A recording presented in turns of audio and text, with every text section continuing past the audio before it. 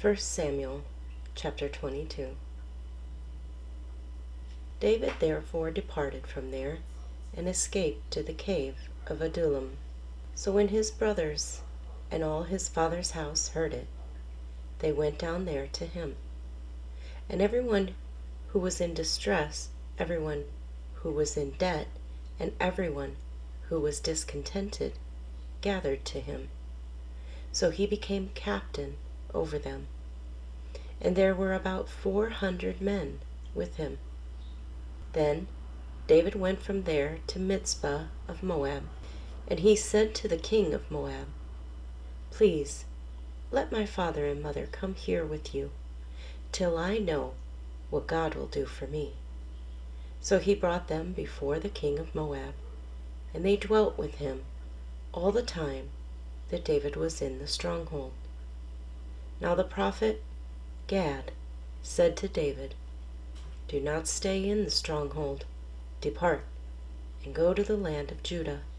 So David departed and went into the forest of Hereth. When Saul heard that David and the men who were with him had been discovered, now Saul was staying in Gibeah under a tamarisk tree in Ramah, with his spear in his hand, and all his servants standing about him.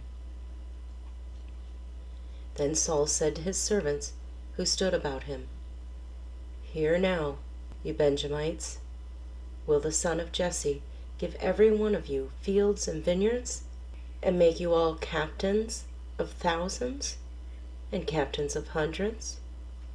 All of you have conspired against me, and there is no one who reveals to me that my son has made a covenant with the son of Jesse. And there is not one of you who is sorry for me or reveals to me that my son has stirred up my servant against me to lie in wait, as it is this day." Then answered Doeg the Edomite, who was set over the servants of Saul, and said, "I saw the son of Jesse going to Nob, to Ahimelech the son of Ahitub. And he inquired of the Lord for him, gave him provisions, and gave him the sword of Goliath the Philistine." So the king sent to call Ahimelech the priest, the son of Ahitub, and all his father's house, the priests who were in Nob. And they all came to the king. And Saul said, "Hear now, son of Ahitub." He answered, "Here I am, my lord." Then Saul said to him, "Why have you conspired against me, you and the son of Jesse, in that you have given him bread and a sword, and have inquired of God for him, that he should rise against me, to lie in wait, as it is this day?" So Ahimelech answered the king and said, "And who among all your servants is as faithful as David, who is the king's son-in-law, who goes at your bidding, and is honorable in your house? Did I then begin to inquire of God for him? Far be it from me. Let not the king impute anything to his servant, or to any in the house of my father. For your servant knew nothing of all of this, little or much." And the king said, "You shall surely die, Ahimelech, you and all your father's house." Then the king said to the guards who stood about him, "Turn and kill the priests of the Lord, because their hand also is with David, and because they knew when he fled and did not tell it to me. But the servants of the king would not lift their hands to strike the priests of the Lord." And the king said to Doeg, "You turn and kill the priests." So Doeg the Edomite turned and struck the priests, and killed on that day 85 men who wore a linen ephod. Also Nob, the city of priests, he struck with the edge of the sword, both men and women, children and nursing infants, oxen and donkeys and sheep, with the edge of the sword. Now one of the sons of Ahimelech, the son of Ahitub, named Abiathar, escaped and fled after David. And Abiathar told David that Saul had killed the Lord's priests. So David said to Abiathar, I knew that day, when Doeg the Edomite was there, that he would surely tell Saul, I have caused the death of all the persons of your father's house. Stay with me. Do not fear, for he who seeks my life seeks your life, but with me you shall be safe. 1 Samuel chapter 23. Then they told David, saying, Look, the Philistines are fighting against Keilah, and they are robbing the threshing floors. Therefore David inquired of the Lord, saying, Shall I go and attack these Philistines? And the Lord said to David, Go and attack the Philistines, and save Keilah. But David's men said to him, Look, we are afraid here in Judah. How much more if we go to Keilah against the armies of the Philistines? Then David inquired of the Lord once again. And the Lord answered him and said, Arise, go down to Keilah, for I will deliver the Philistines into your hand. And David and his men went to Keilah and fought with the Philistines, struck them with a mighty blow, and took away their livestock. So David saved the inhabitants of Keilah. Now it happened, when Abiathar, the son of Ahimelech, fled to David at Keilah, that he went down with an ephod in his hand. And Saul was told that David had gone to Keilah. So Saul said, God has delivered him into my hand, for he has shut himself in by entering a town that has gates and bars. Then Saul called all the people together for war, to go down to Keilah to besiege David and his men. When David knew that Saul plotted evil against him, he said to Abiathar the priest, Bring the ephod here. Then David said, O Lord God of Israel, your servant has certainly heard that Saul seeks to come to Keilah to destroy the city for my sake. Will the men of Keilah deliver me into his hand? Will Saul come down, as your servant has heard? O Lord, God of Israel, I pray, tell your servant. And the Lord said, He will come down. Then David said, Will the men of Keilah deliver me and my men into the hand of Saul? And the Lord said, They will deliver you. So David and his men, about 600, arose and departed from Keilah, and went wherever they could go. Then it was told Saul that David had escaped from Keilah. So he halted the expedition. And David stayed in strongholds in the wilderness, and remained in the mountains in the wilderness of Ziph. Saul sought him every day, but God did not deliver him into his hand. So David saw that Saul had come out to seek his life, and David was in the wilderness of Ziph in a forest. Then Jonathan, Saul's son, arose and went to David in the woods, and strengthened his hand in God. And he said to him, Do not fear, for the hand of Saul my father shall not find you. You shall be king over Israel, and I shall be next to you. Even my father Saul knows that.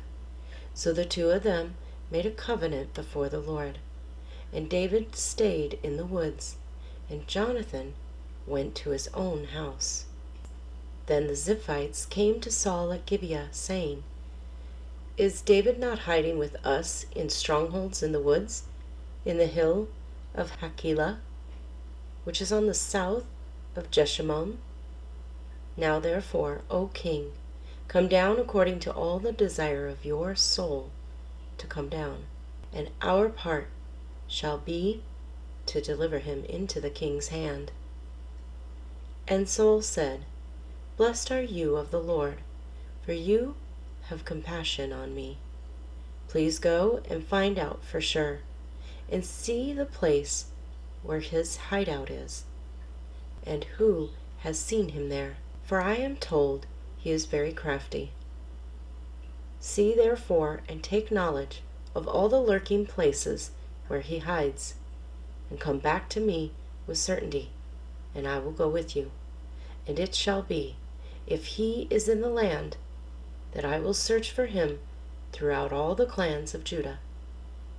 So they arose and went to Ziph before Saul. But David and his men were in the wilderness of Maon, in the plain on the south of Jeshimon. When Saul and his men went to seek him, they told David. Therefore he went down to the rock, and stayed in the wilderness of Maon. And when Saul heard that, he pursued David in the wilderness of Maon. Then Saul went on one side of the mountain, and David and his men on the other side of the mountain. So David made haste to get away from Saul, for Saul and his men were encircling David and his men to take them. But a messenger came to Saul, saying, Hurry and come, for the Philistines have invaded the land. Therefore Saul returned from pursuing David, and went against the Philistines, so they called that place the Rock of Escape. Then David went up from there, and dwelt in the strongholds at En-gedi. 1 Samuel chapter 24. Now it happened, when Saul had returned from following the Philistines, that it was told him, saying, Take note, David is in the wilderness of En-gedi. Then Saul took 3,000 chosen men from all Israel, and went to seek David and his men on the rocks of the wild goats. So he came to the sheepfolds by the road, where there was a cave. And Saul went in to attend to his needs. David and his men were staying in the recesses of the cave. Then the men of David said to him, This is the day of which the Lord said to you, Behold, I will deliver your enemy into your hand, that you may do to him as it seems good to you. And David arose and secretly cut off a corner of Saul's robe. Now it happened afterward that David's heart troubled him, because he had cut Saul's robe.